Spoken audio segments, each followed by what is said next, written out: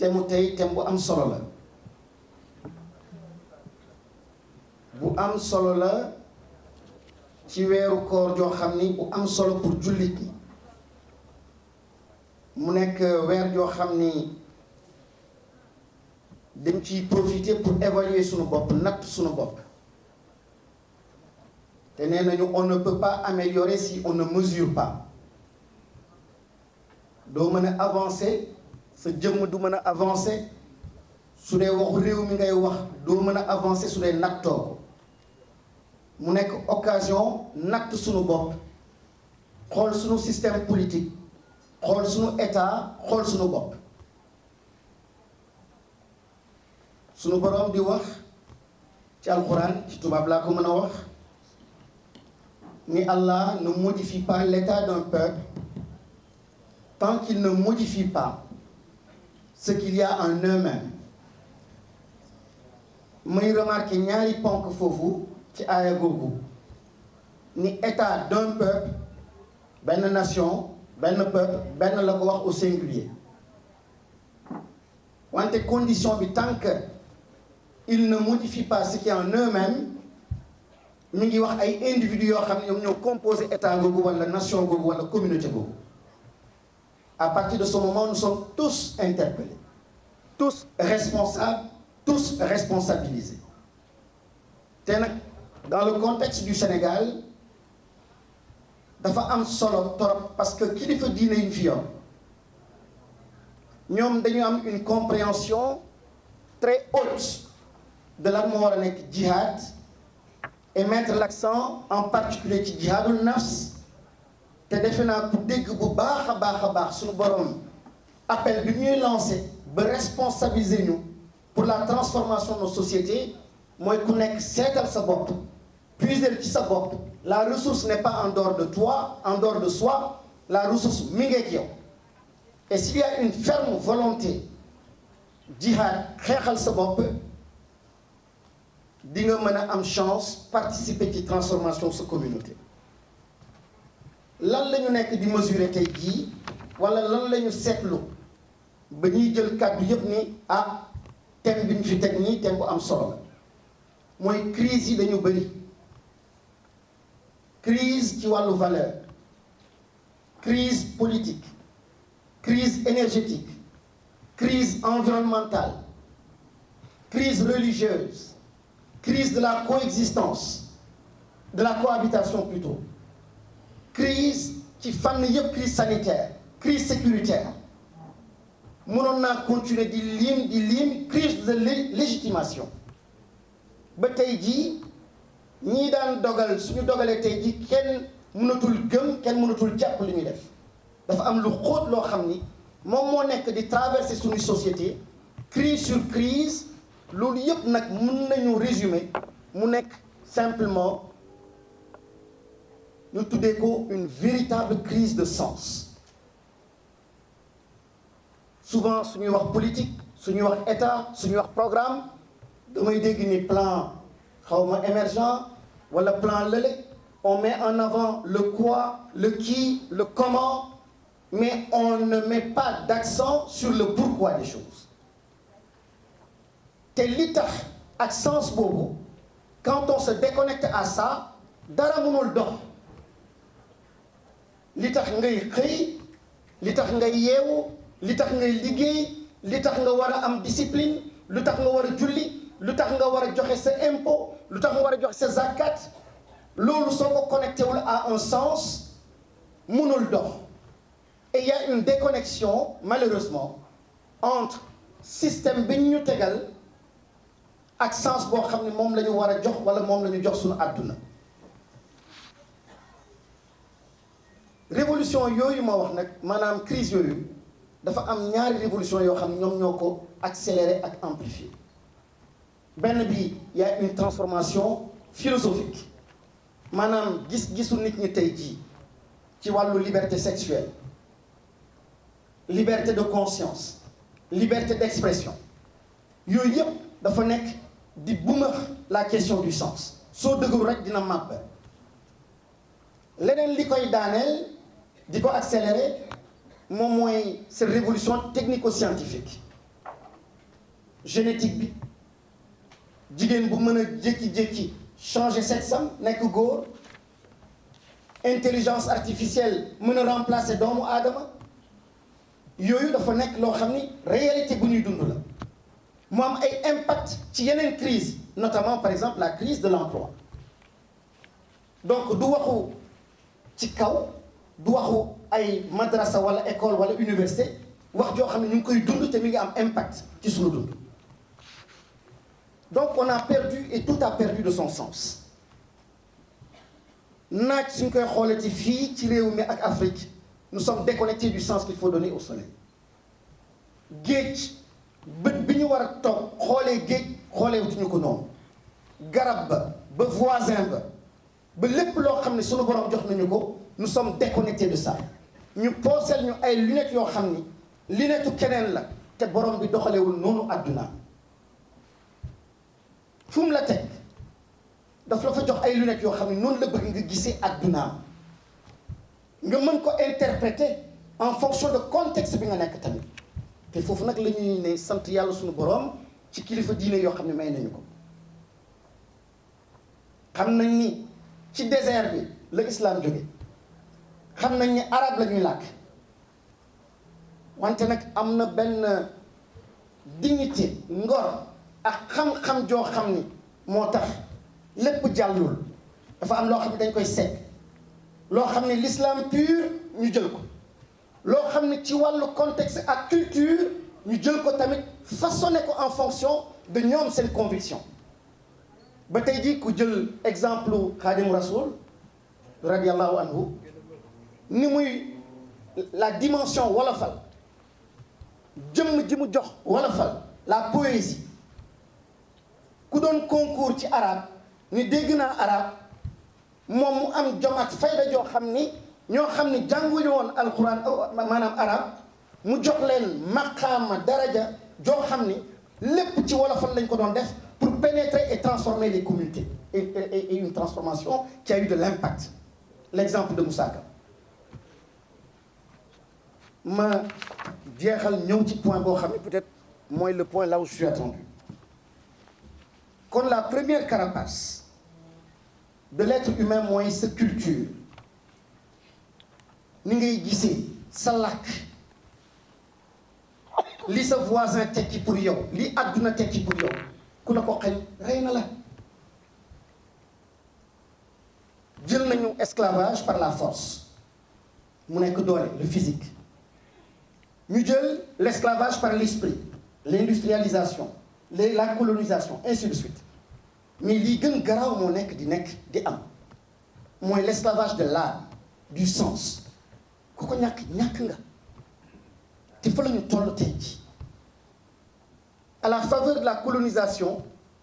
de l'esclavage ak avènement wu indépendance yi am nañu benn ay état yoo xam ne créé nañu wante état dafa am ñaari mission une mission de codificatrice maanaam buy lire ci sa réalité sociale jóge ci réalité sociale boobu pour mën a tëral ay loi ay doxalin yoo xam ne mën nañ ci déggoo wante nag mënu ko jël ex nihilo maanaam mënu ko jël feneen il faut mu xool ci réalité boo xam ni fa la bokk mu tibbee ko foofu doog ko génnee mission boobu échec ndaxte tout est venu de l'extérieur cette mission codificatrice de l'État on est passé à côté ñaareel bi ñu passé à côté mooy la mission certificatrice loo xam ni État lépp loo xam ni transformation sociale de sunu communauté mu mën a am les instruments de lecture pour mën a mettre à côté les politiques appropriées pour mën a transformer mais aujourd'hui on n'a aucun instrument presque pour la bonne lecture de ce qui se passe dans nos sociétés moo taxit lépp màbb état bi ñu am méngoowul ak sunu sens bi ñu jox sunu adduna méngoowul ak loi yoo xam ne moom la ñuy voté ba tax na des fois on dit que c'est une société ou des sociétés où il est difficile d'être discipliné mais vous allez dans le Bawol vous êtes tout de suite contredit mais difficulté ñu mën a nekk dans la discipline dans la rigueur de la discipline quand on met en face de nous ay loi ay réglementation yoo xam ne méngoowul ak suñu gis-gis donc état de droit amul ndaxte correspondre lu ak cette réalité sociale état social tamit amul te ñaari termes yooyu dama bëgg a insister ci bu baax et je parle sous le contrôle du professeur Babacar Gueye de plus en plus ci constitution yi nekk fële il parle d'état de droit mais il parle beaucoup d'état social de droit état de droit mooy bi ma njëkk wax nii sànq loo xam ne war nañ ci déggoo parce que pël bi mën na wax fële bambara bi wax fële chrétien bi wax fële tijaan bi wax fële mouride bi wax fële y a un minimum boo xam ni pour rendre moins complexe la vie en société war nañ ci mën a déggoo wante état social nag moom sont les aspirations profondes dynamique la te loolu ñëpp gis nañ ni tey jii y a un échec lamentable li ñu war a def nag pour bañ a nekk simplement ci critique bi et cetera et tout à l'heure professeur Babacar Gueye wax na ko laïcité bi je pense que am na fi ñu maa ngi gis Omar Diallo xam naa war naa accélérer donc Omar Diallo c'est la partie la plus importante même pour moi 2 minutes rek laïcité boobu donc du ma ci jaar donc je vais ma tëb beneen donc je dis simplement que faut-il faire aujourd'hui ce qu'il faut faire mooy am fit am fulla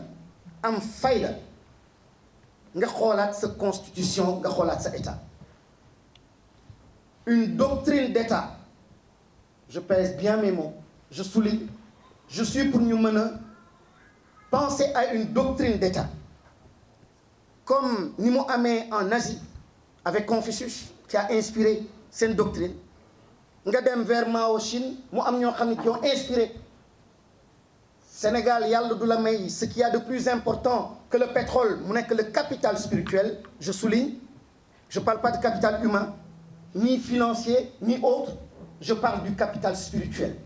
qui fait la singularité alal googu urus googu jamaa googu Sénégal rek la nekk néew na bokk réew yi ko yor ce capital spirituel day baax ñu mettre ko en avant et surtout être dans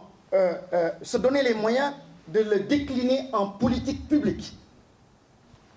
je donnerai des exemples benn bi mooy taqwa je rêve d'un Sénégal où dans notre constitution on saura le dire et l'écrire la denrée la ressource la plus demandée dans le monde et aujourd'hui au Sénégal c'est l'éthique c'est la morale c'est la bonne gouvernance yàlla réglé nañu ko ci taqwa ci surat al araf mu am benn waxtaan bu neex boo xam ni borom bi di ñu fàttali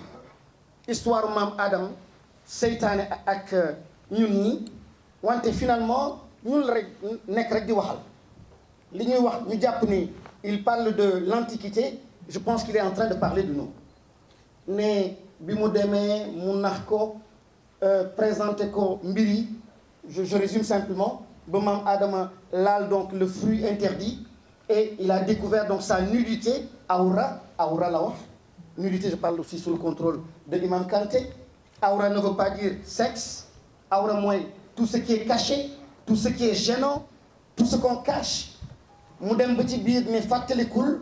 les bienfaits bi ma wàccee ci yow et parmi les bienfaits may naa la yëre joo xam ne koy sol mu gaawantu ne ko wante libaasul taqwa xayrun wante le vêtement de la piété moo gën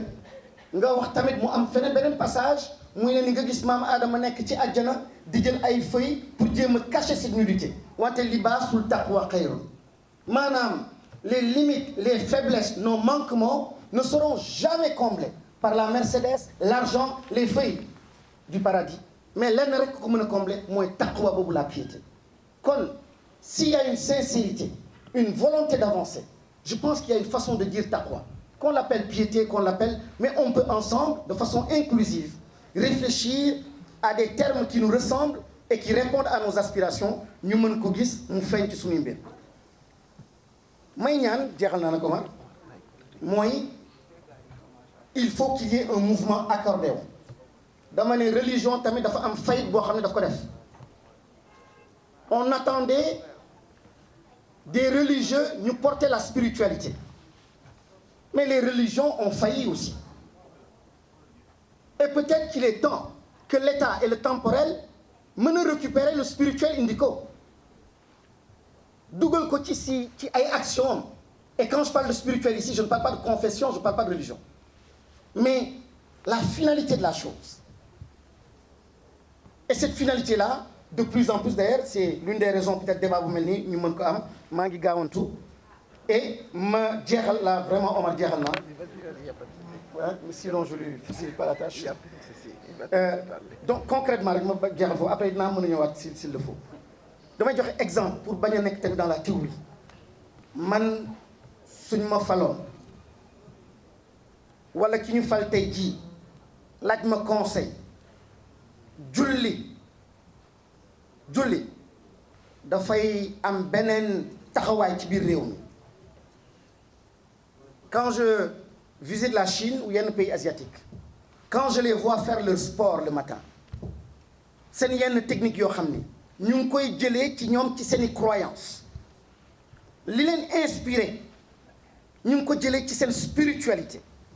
Quand le prophète sallallahu alayhi wa sallam dit Bilal hôtel noddul pour ñu dem noppale ko ci dëkk boo xam ni stress la dëkk boo xam ni coono la jot na nag jullit ñi comprendre réellement la dimension de la prière. Il y a une relation verticale mais am na loo xam ni fii la ci sa entreprise la ci sa société la c'est pour la paix. am na nooy régler say emploi du temps am na nooy encourager chrétien bi dina am taxawaayam jullit bi dina am taxawaayam mais dina am loo xam ni yaa ngi même ci recherche temporalité ak efficacité ak performance mais tout dépend de ni ñu koy présenter. Encore une fois la spiritualité doo ci obligé doo forcer mais di nga mën a encourager. leneen mooy damay dégg ñu ne leader rek et cetera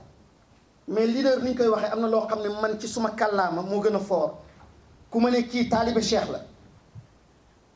képp kuy sénégalais xam nga li ma bëgg wax mooy jub na sell na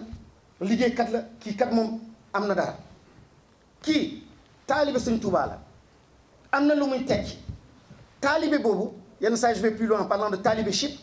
pour simplement contraster ko avec le leadership boo xam ni qui est complètement désincarné amul benn connexion au sens ñu war a ñëw pour ñun le modèle bi ñu bëgg ci nit mooy su amee taalibe généralement c'est ce modèle-là qui est accepté dans nos sociétés. Il y a l'humilité là-dedans, il y a une spiritualité là-dedans, il y a du sens là-dedans, il y a de la performance là-dedans, il y a le partage là-dedans, il y a la générosité là-dedans. Exemple rek laa doon joxe ma jox benn exemple ci ormal bëgg naa ko gis ci ma constitution su dee ormal naa nit am na ni ma war a taxawee. États-Unis am loo xam ne daf ma frappé su ma benn xarit nekk Washington waroon tabax dafa nekk dans le domaine de la construction mu waroon tabax ay immeuble ci benn zone ñu tere ko mu tabax parce que dafa amoon benn picc bu fa nekkoon dafa niyoon ñu interdire ko ni doo fi tabax tant que 3 semaines ou 1 mois ñëwaat vérifier les services de l'État xool ndax nii bi kii na éclore na et picc bi dem na màgg na et cetera dans de bonnes conditions. Et loolu su dee du ormal te su dee du jullite war a def loolu xamatuma lan mooy ormal te notion yooyu waruñu ko bàyyi ak ñeneen foofu la ñu war a xataraayoo. Et quand je dis il y a une faillite parfois la religion mooy dañu bàyyi spiritualité bi échappé leen mooy l'essence même de la chose. C'est ce que je veux dire. Et ku jël exemple Souleymane bi mu taxawee ndeysaan ak fourmi yi taxaw di waxtaan ak ñoom di leen moytu leen et cetera je dis wax dëgg yàlla su ma ci yaree suma doom am na des rapports yoo xam ne dinaa ko am de respect avec la nature avec les animaux les plus faibles les créatures les plus faibles sur terre. maa ngi lay gis kon ma arrêté fii dina sant bu baax di gërëm.